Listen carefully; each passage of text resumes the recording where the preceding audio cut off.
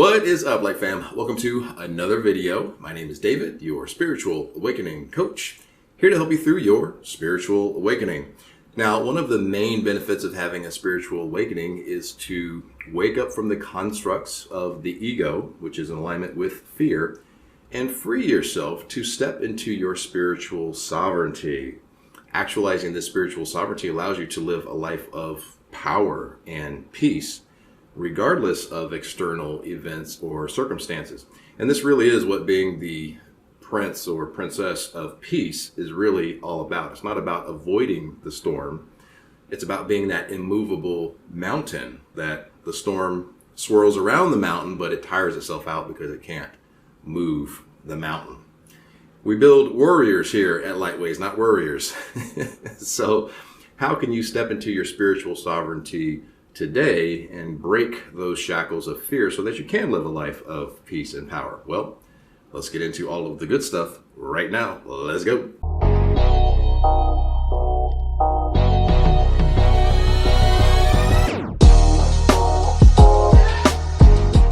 So what is spiritual sovereignty? Spiritual sovereignty is the degree to which you are out of alignment with ego, fear-based, and in alignment with source oneness, love-based.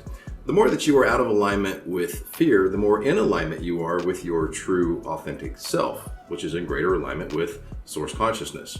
So once your happiness and worth is no longer tied to external circumstances, you are now freed from people pleasing, emotional manipulation, chasing validation, or being attached to expectations and outcomes. You are now able to fearlessly, egolessly move in the direction of your heart. When you start listening to what makes your heart sing, what fills your heart with joy, what passion in your heart is asking to come forth, that's when the magic really happens, because now you are moving in alignment with your spiritual DNA.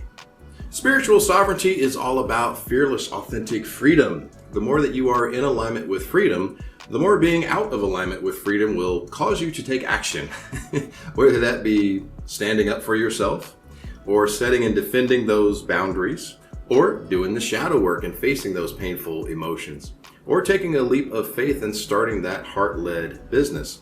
But once you get a taste of fearless, authentic expression, you will do everything in your power to keep from going back to living small, imprisoned by fear.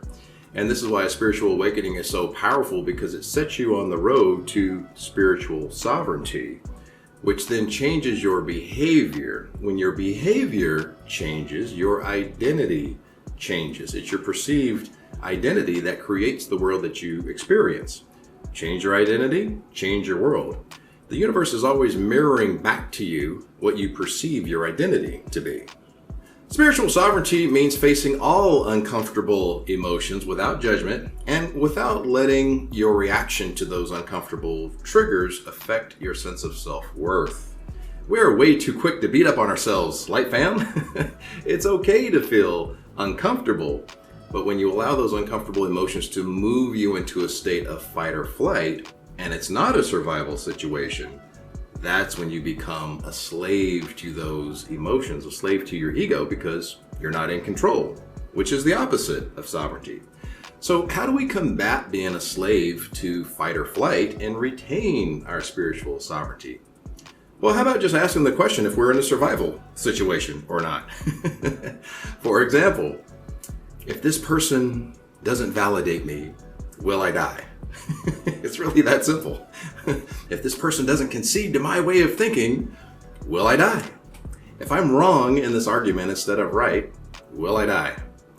If my church friends don't want to hang out with me any longer because I no longer believe in their way of thinking, will I die?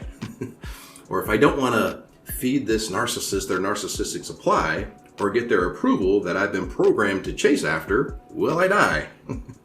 If the answer is no, then retain your spiritual sovereignty by just letting it go, with the knowing that that situation cannot take away from or add to your divine identity.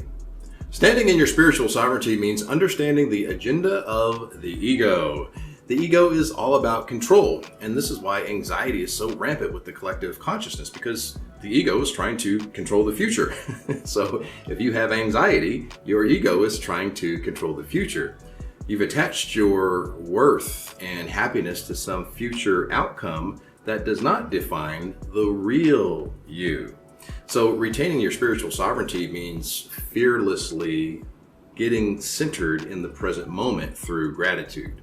And I have to use that word fearlessly because if the vibration of fear is in the frequency that you are emitting, you will align with more things to fear.